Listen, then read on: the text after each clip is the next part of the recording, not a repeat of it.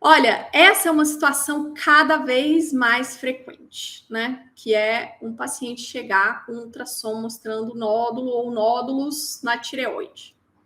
E por que isso, né? Isso acontece pelo seguinte.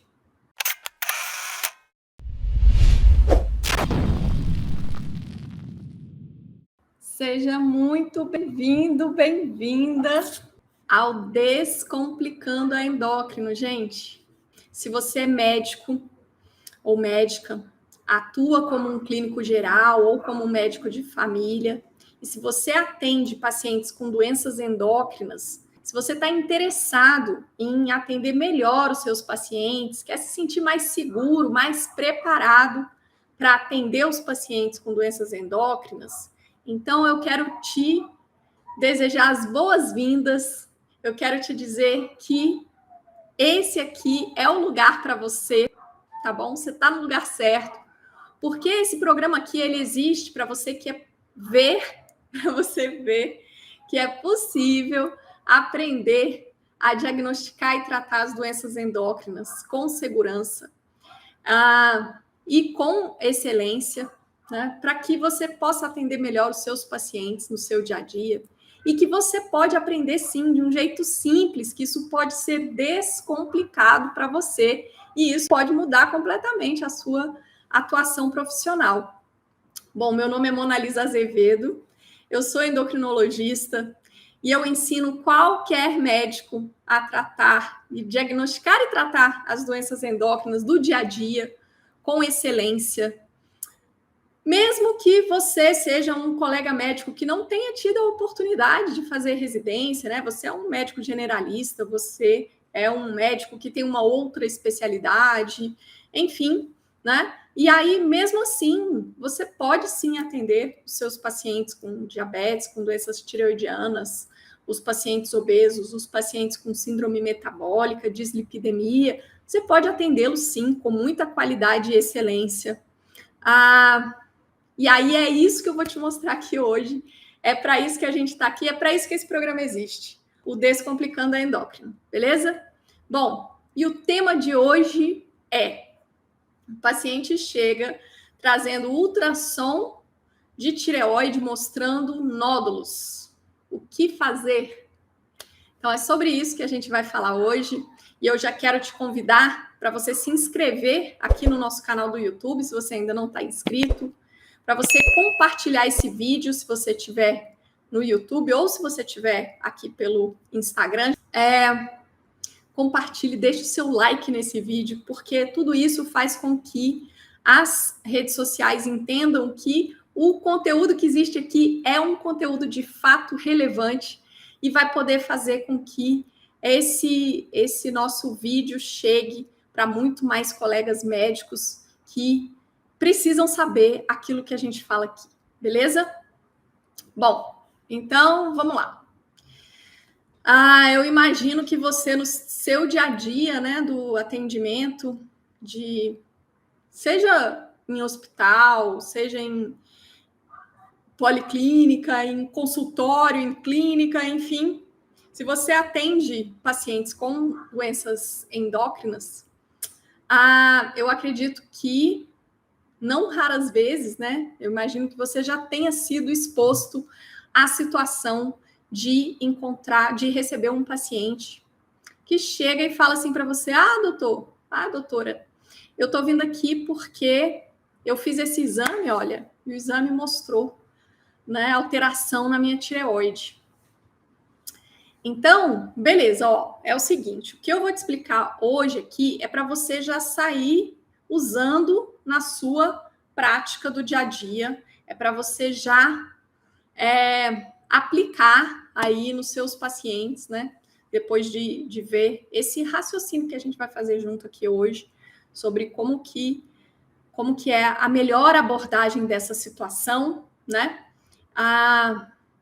Ou, em outras palavras, como que o endocrinologista faz. Aliás, eu digo mais. Eu vou te mostrar como que o bom endocrinologista faz, beleza?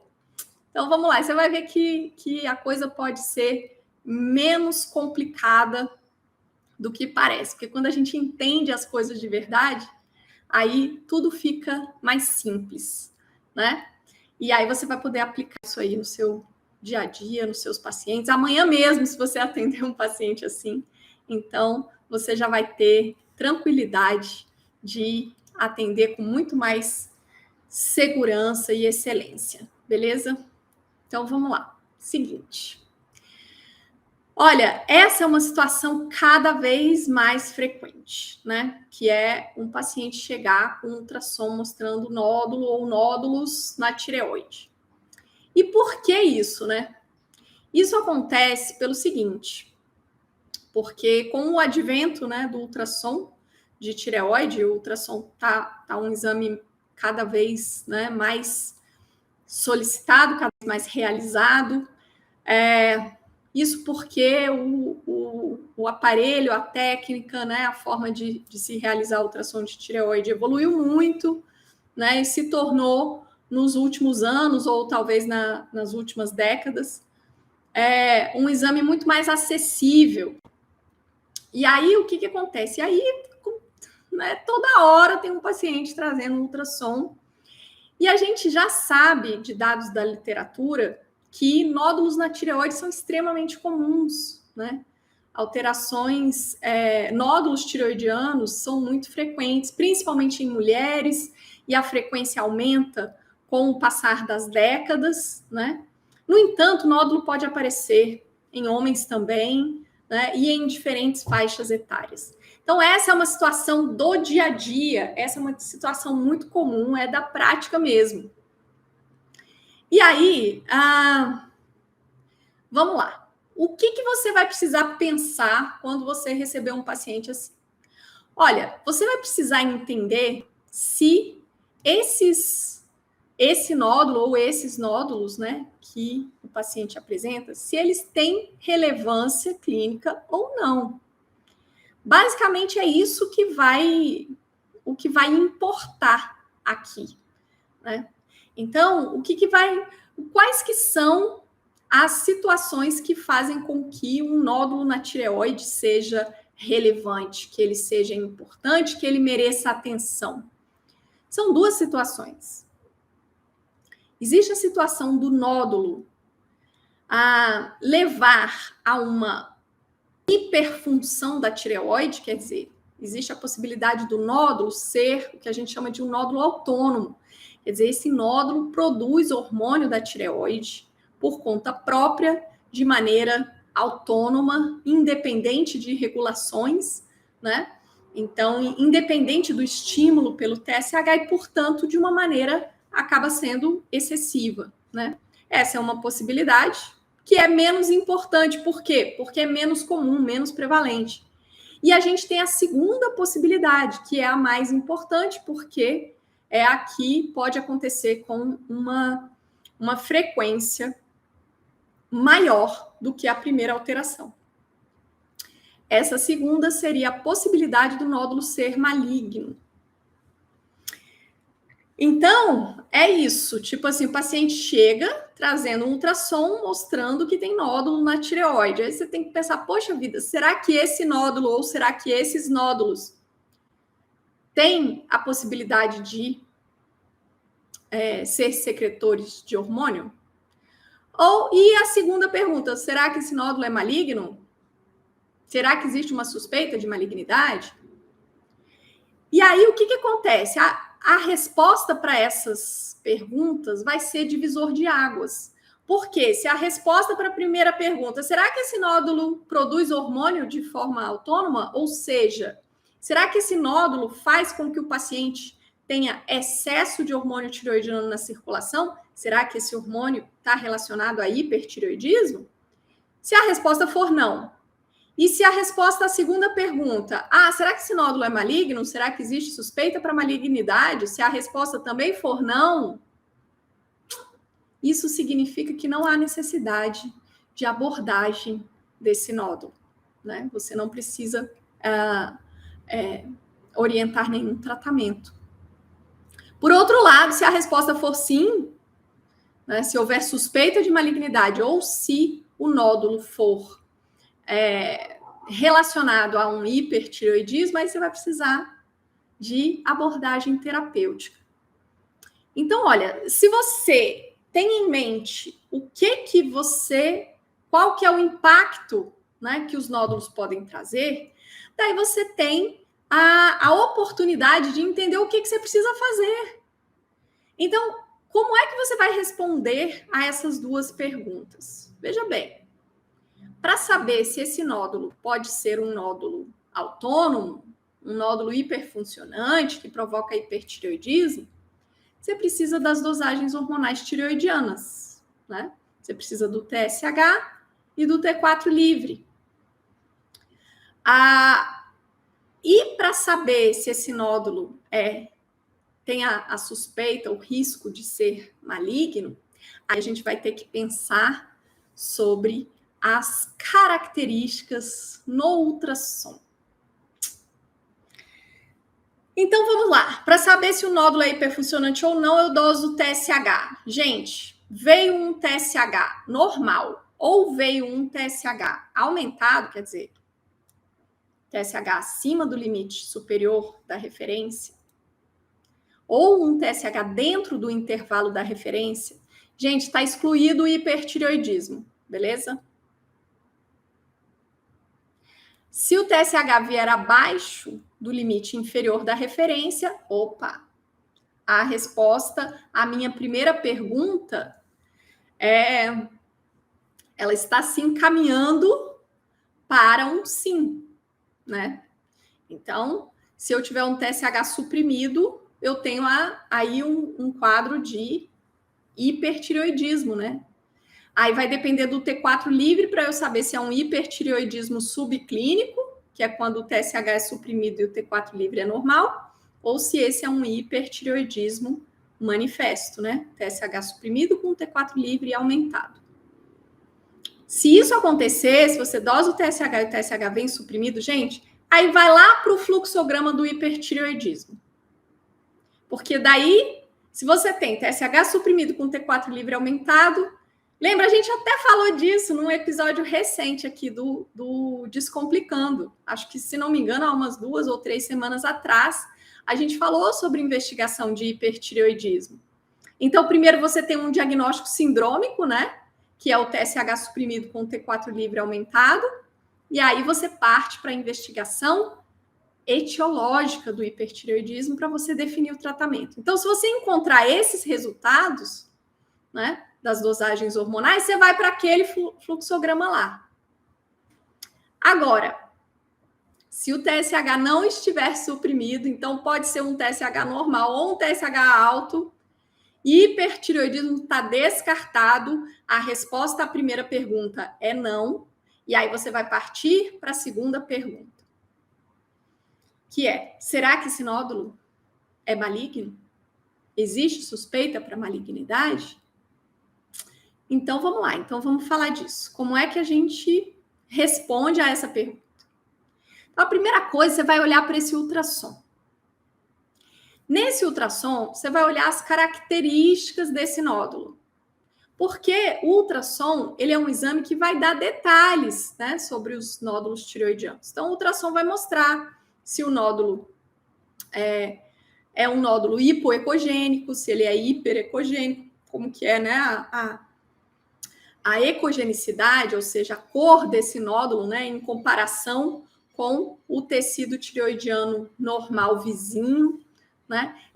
O ultrassom também vai dizer se esse nódulo tem as margens bem definidas, né, ou se ele tem limites imprecisos. Vai dizer como é que é o formato do nódulo, se ele é mais largo do que alto, ou se ele é mais alto do que largo.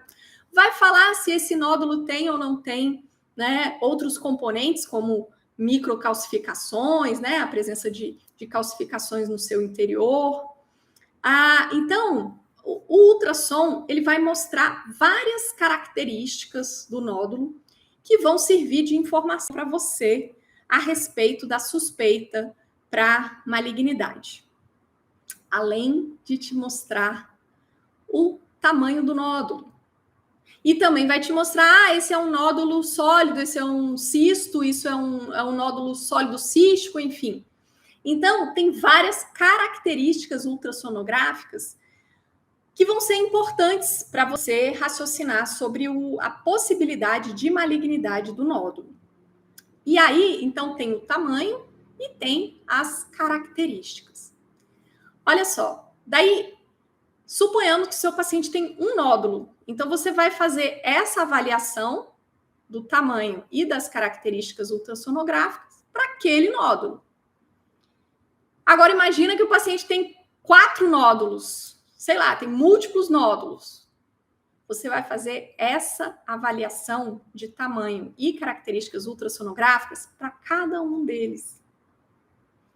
Para cada um deles. E o raciocínio funciona da seguinte forma. Você vai pensar assim, quanto mais características suspeitas para malignidade o nódulo do meu paciente tiver, mais eu vou pensar que esse nódulo pode ser maligno, né? Mais suspeito ele vai ser no ultrassom. E aí ele vai merecer uma investigação complementar. Se esse nódulo no ultrassom tiver características todas de benignidade, né? Se não tem nenhuma suspeição para malignidade, todas as características ultrassonográficas e também o tamanho, né? São situações que não oferecem risco, então tá tudo bem, você respondeu a sua segunda pergunta, que é, será que esse nódulo pode ser maligno? Se o ultrassom te mostra que o nódulo não tem características suspeitas para malignidade, então essa pergunta está respondida, não, esse nódulo não é maligno. Então, beleza, se a resposta às duas perguntas foi não, beleza, você não precisa tomar nenhuma conduta, né, específica. Bom, por outro lado, se as características ultrassonográficas te trazem suspeição para malignidade, olha só que interessante. Aí você tem uma nova etapa, né? Uma segunda etapa nessa avaliação sobre malignidade, que é a possibilidade de realizar uma punção aspirativa por agulha fina, a famosa PAF, né? Então, é da sigla PAAF, né? E o que é essa punção? Bom, a punção é o seguinte, é um exame em que você vai coletar material através de uma agulha, você vai puncionar e aspirar. Então, você vai fazer uma aspiração de células do nódulo na tireoide do seu paciente. E aí, aquele material vai ser usado para se fazer lâminas, né? Esfregaço em lâmina. E aí, isso daí vai para a patologia, para análise citopatológica. Olha só que interessante isso. Isso não é uma biópsia de um fragmento. Isso é uma biópsia aspirativa. Mas, Mona Lisa, qual é a diferença? Qual é a diferença? A diferença é que quando você faz uma biópsia em que você tira um fragmento, vamos pensar aí, sei lá, uma biópsia de pele, né? Vai lá e corta um pedacinho da pele, né, do paciente, onde tem a lesão, e leva lá para análise patológica, anatomopatológica, né? Agora, quando você tem uma biópsia aspirativa, então, quando você pega um fragmento, né? Daí você vai poder analisar lá no microscópio o tecido, porque você vai ter um corte, um pedacinho do tecido. Então, você consegue avaliar tanto as características das células que estão ali, quanto as informações sobre o tecido como um todo, como que é a organização daquele tecido, né, que você biopsiou. Na tireoide, na PAF, o que a gente faz? A gente aspira as células do nódulo. Então, o exame da lâmina, ele nos dá a oportunidade de verificar características das células que foram aspiradas. Porém, nós não temos a estrutura do tecido. Nós não temos a estrutura do tecido. E isso é relevante? Sim, isso é relevante. Isso pode fazer diferença? Sim, isso pode fazer diferença. O fato de a gente fazer uma biópsia aspirativa tem muitas vantagens. Por quê? Porque, gente, a PAF é um exame muito simples e ele é um exame ambulatorial, ele é um exame que tem pouco risco, né? É um exame, assim, praticamente inócuo, é um exame que não requer nenhum preparo do paciente, né? Tecnicamente, ele é um exame relativamente simples. Então, tudo isso é vantagem.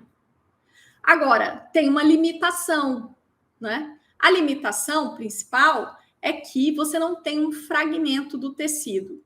Então, algumas vezes, a PAF pode não esclarecer para você, né, o diagnóstico que você precisa, dependendo. Então, assim, se aquele aspirado de células faz com que o esfregaço ali, o patologista olha, ele consegue ver ali células foliculares, outros tipos celulares, todo mundo bonitinho, com características celulares normais, ele vai chamar isso de uma PAF benigna. Por outro lado, se ele olhar lá na lâmina e ver células tumorais, células com características, né, de célula de malignidade, por exemplo, né, como é no câncer papilar de tireoide, que tem as fendas nucleares, as pseudoinclusões, etc. Daí a PAF é capaz de dizer, olha só, isso aqui é compatível com malignidade, ou então isso aqui é altamente sugestivo de malignidade. Beleza? Porém, algumas vezes, dependendo, né, do tipo de nódulo do paciente, porque o paciente pode ter um nódulo benigno, ele pode ter um nódulo maligno, mas entre os nódulos malignos, a gente tem o câncer folicular de tireoide. E o câncer folicular, ele não tem alterações celulares específicas.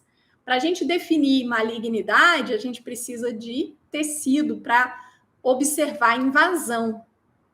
Então, dependendo de qual for o tipo de nódulo do paciente, às vezes a PAF pode não responder à nossa dúvida. Então, essa seria uma limitação. No entanto, então, como tudo em medicina, né, a gente tem vantagens e desvantagens de cada abordagem. E no caso da PAF, né, da punção aspirativa por agulha fina, a gente tem várias vantagens que fazem com que, muitas vezes, uma PAF possa ser esclarecedora e possa responder a essa nossa pergunta quando a gente tem um paciente com um nódulo tireoidiano. Então, ó, eu fui falando essa história toda para você entender todo o caminho. Porque se o paciente tiver um nódulo suspeito para malignidade, no ultrassom, então, se ele tiver um nódulo suspeito para malignidade no ultrassom, o próximo passo é ele realizar uma PAF. E aí, se o resultado dessa PAF vier compatível com malignidade, esse paciente deverá receber tratamento cirúrgico, ele deverá fazer tireoidectomia. Por outro lado, se as características ultrassonográficas são de um nódulo benigno, pronto, você já respondeu a pergunta. Tá tudo bem, não precisa nenhuma abordagem se o nódulo for benigno. Né? Se o nódulo não é secretor de hormônio e é um nódulo benigno, não há nada mais a fazer, não há necessidade de nenhuma abordagem. E aí, agora, se o nódulo tem suspeita para malignidade no ultrassom, você vai para a punção. E se a punção mostra, olha só, esse nódulo é benigno. Poxa, existia uma suspeita no ultrassom que justificou você evoluir para o próximo passo, que é a realização da punção. Mas se a punção, que é um exame mais detalhado para realmente responder a sua pergunta, se a punção diz que o nódulo é benigno, então a resposta está dada. Nódulo benigno, não há necessidade de abordagem específica, certo? Então, o que acontece? Esse caminho, você vai fazer esse raciocínio para todo e qualquer nódulo do seu paciente. Ah, mas a paciente chegou aqui com um ultrassom que mostra 8 nódulos. Aí, meu amigo, você vai olhar um por um dos 8 nódulos. Em geral, o paciente que tem múltiplos nódulos na tireoide costuma ter vários nódulos pequenininhos, né? Costuma ter cistos. nódulos com características benignas. Em geral, a maioria deles, você já vai bater o olho pelo ultrassom e falar, não, esse aqui é benigno, esse vai tipo checando assim, né? Esse tá ok, esse tá ok, esse tá ok. E aí você vai ver aqueles que podem não estar ok, né? Aqueles que podem ter uma suspeita para malignidade. E aí, lembrando, olha só, ultrassom dos 8 nódulos do paciente, tem um aqui ou 2 que vão merecer dar o próximo passo. Beleza, então o próximo passo é uma PAF. Aí você pede a PAF. Daí o paciente retorna depois com o resultado dessa punção. E se o resultado da punção mostra que os nódulos são benignos, aí tá tudo bem. Ah, mas o ultrassom... Não, o ultrassom, ele te mostrou um caminho da necessidade da punção. Mas se a punção mostrou que os nódulos são benignos, então agora você tem a resposta que você precisava. Ah, não, o ultrassom me guiou para a punção e quando fez a punção veio um nódulo suspeito de malignidade ou um nódulo compatível com malignidade. Então, qual é o próximo passo? É indicar o tratamento cirúrgico. Porque o tratamento do câncer de tireoide é primariamente cirúrgico. Certo? Beleza. Aí você fala assim, tá bom, Mona Lisa, tá tudo muito bem, tá tudo muito bom. Acontece que a minha paciente tem nódulos que são nódulos benignos, quer seja porque as características ultrassonográficas te disseram isso, quer seja porque o paciente evoluiu para punção, mas a punção mostrou que era benigno. Você fala assim, e agora o que eu faço? Qual que é o tratamento? Então, vamos lá. Nódulos tireoidianos benignos, eles, por si só, eles não vão requerer uma abordagem. Porém, algumas vezes, você vai poder ou vai precisar indicar um tratamento cirúrgico. Por exemplo, é um desejo do paciente. Ela fala assim, doutor, olha só, tá, o senhor já falou que isso aqui é benigno, tudo bem, mas eu quero operar. Gente, isso já é motivo para o paciente fazer a cirurgia, tá? Se for um desejo do paciente, isso é motivo. Não é por isso não. É porque, apesar do nódulo ou dos nódulos serem benignos, existem sintomas compressivos. E o que é sintoma compressivo? Isso aqui é uma coisa importante, gente. Presta atenção nisso aqui, tá? Agora eu vou dar uma dica aqui que é de ouro. É de ouro. O que é sintoma compressivo de nódulo tireoidiano? Sintoma compressivo é assim. É o paciente ter rouquidão, é o paciente sentir dispneia, na hora que deita, né? Isso é que é sintoma compressivo. Em geral, né, os mais comuns são esses. Aquela história de falar assim, doutor, porque eu tô com entalo, a dificuldade para engolir. Gente, um nódulo tireoidiano, para ele provocar, né, dificuldade de deglutição, é bem difícil. Por quê? Porque o nódulo tireoidiano ele é mais anterior, né? A tireoide é bem mais anterior. Daí a gente tem a traqueia e só depois, ali mais lateral, é que a gente vai ter o esôfago. Então, assim, para haver uma compressão extrínseca, né? Porque o nódulo viria por fora, comprimindo a parede do esôfago, é algo, assim, realmente difícil de acontecer. E é muito comum pacientes chegarem com aquilo, porque eu tô com entalo, porque eu tô com não sei o quê. Aí a pessoa pede um ultrassom de tireoide e encontra nódulos. Daí o que acontece? Na verdade, os nódulos não tem nada a ver com entalo. Então, se você indicar tireoidectomia por conta do entalo, a pessoa vai tirar a tireoide ou vai tirar o lobo tireoidiano e tudo mais, quer dizer, vai se submeter a uma intervenção cirúrgica, né, com anestesia geral e tudo, e todas as possíveis consequências disso, para, no pós-operatório, persistir com entalo. Porque entalo não é manifestação de compressiva de nódulo tireoidiano. Isso é uma coisa muito importante também, beleza? Mas então, se houver sintomas, verdadeiramente sintomas compressivos relacionados ao nódulo, isso é indicação também de tratamento cirúrgico. Uma outra indicação é o seguinte: tem uma questão estética. A pessoa se olha no espelho e fala: meu Deus do céu, mas meu pescoço está muito feio, porque tem uma bolinha aqui, a hora que eu engulo, parece que a bolinha sobe e desce. Eu entro no elevador, as pessoas ficam apontando, perguntando: o que é isso, né? Você já investigou isso aí? Enfim, então, do ponto de vista estético, isso pode incomodar também. Isso também é indicação para tratamento cirúrgico em nódulo tireoidiano benigno. Então, a priori, né, se o paciente tem nódulo ou nódulos tireoidianos benignos, não há necessidade de uma intervenção. Quer dizer, a gente não tem uma indicação imediata, né, uma indicação original, assim, né, por si só, de abordar nódulos tireoidianos benignos. Porém, um nódulo tireoidiano benigno eventualmente pode necessitar de uma abordagem, sim, né, se cair dentro dessas situações que eu mencionei aqui. E aí, o que acontece?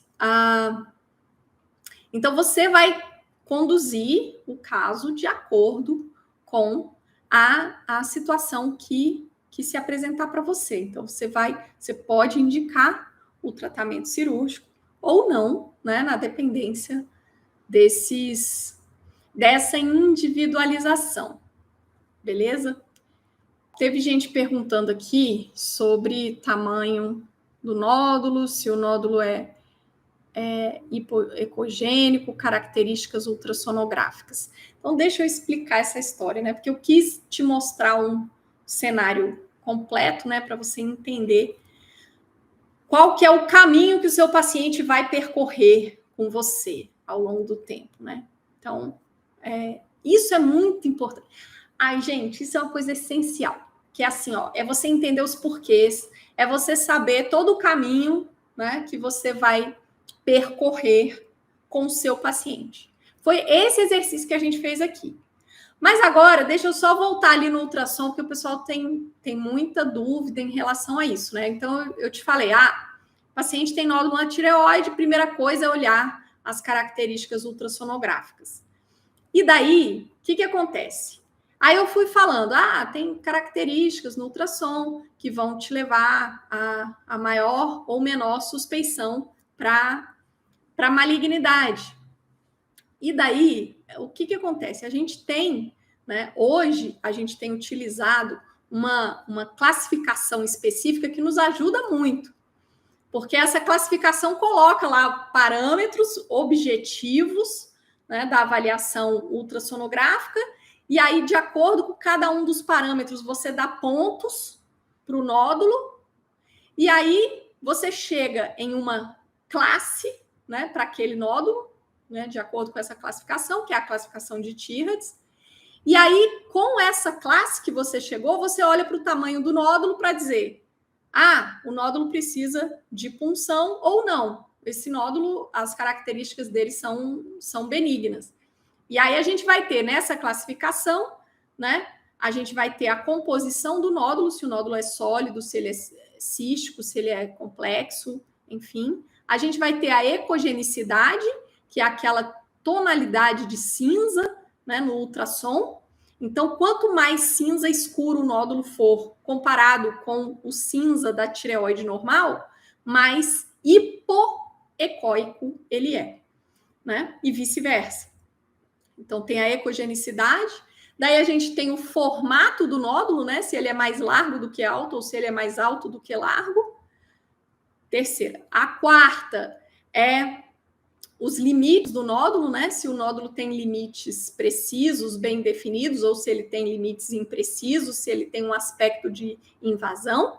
E, por fim, A quinta característica, que é a presença de focos ecogênicos, né? Se ele tem pontinhos ou se ele tem bolinhas de calcificadas ali, né? Dentro, no interior do nódulo, você também vai usar isso para dar pontos. E aí você soma os pontos que cada nódulo tem para chegar na classificação. Então, você vai ter o T-HUDS 1, 2, 3, 4 e 5. E aí, de acordo com essa classificação, não, esse nódulo aqui é T-HUDS 2. Não, T-HUDS 2 a gente já sabe que é benigno. Tá bom. Não, o outro deu T-HUDS 4. T-HUDS 4, aí vai depender do tamanho. Se esse nódulo tiver mais do que 1,5 centímetro, ele merece uma punção. Se ele tiver menos do que isso, não precisa puncionar. E assim por diante. Então, a gente tem essa classificação hoje, né, que nos ajuda muito, porque ela trouxe critérios bem objetivos, né, para você dizer se cada um dos nódulos do seu paciente precisa ou não de uma punção para complementar a investigação, ou se o próprio ultrassom já é o suficiente para dizer que esse nódulo é benigno e pronto. E aí, essas são as características, são as 5 que eu falei. Existe a questão da vascularização do nódulo, né? Teoricamente, os nódulos que são mais vascularizados, principalmente que tem uma vascularização lá no centro do nódulo, né, mais importante, teoricamente isso seria um fator de risco para malignidade ou de maior suspeição. E aí existe essa classificação chamada classificação de Chamas, que alguém perguntou aqui, que é uma classificação que fala sobre o padrão de vascularização do nódulo. Acontece que essa característica, vascularização, ela não entrou na classificação T-HUDS, que foi uma classificação proposta e estabelecida pelo Colégio Americano de Radiologia. Isso porque essa não foi considerada uma característica realmente importante para você analisar no contexto de suspeição de malignidade no nódulo tireoidiano. Então, essa informação, né, nos anos mais recentes, ela se tornou menos relevante, menos importante. Então, a gente tem utilizado a classificação de T-HUDS, né? E a classificação T-HUDS, ela não leva em consideração a vascularização do nódulo. Bom, então é assim que você faz, é esse o caminho, né, que você precisa percorrer quando você recebe um paciente, chega com ultrassom. Beleza, preciso responder 2 perguntas. Será que o nódulo é hiperfuncionante? Será que o nódulo é maligno? Né? Então, vou precisar dosar o TSH do paciente, vou precisar analisar o ultrassom de tireoide, analisar cada um dos nódulos, para que eu possa responder a essas 2 perguntas. Beleza? E é assim que você evolui nesse raciocínio. E aí, você está vendo como que vai fazendo sentido, né? Porque daí dá para você aplicar na sua prática diária com muito mais propriedade. Porque agora você entende o porquê, você sabe por quê que você precisa dessas ferramentas. E aí você não fica só naquela da decoreba. Epa, peraí, ultrassom, vem cá, deixa eu ver aqui a classificação, cadê? Né?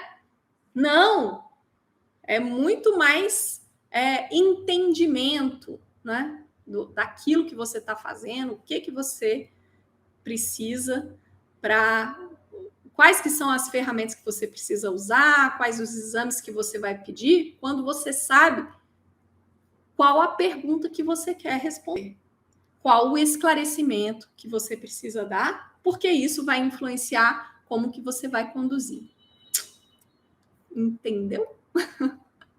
Então é isso. Olha, se você gostou desse vídeo, deixe seu like, compartilhe com o maior número de colegas médicos possível. Gente, a gente precisa crescer essa comunidade para que eu possa trazer cada vez mais conteúdos, para que eu possa trazer cada vez mais temas, para te ajudar a atender os seus pacientes na prática com mais segurança, com mais excelência.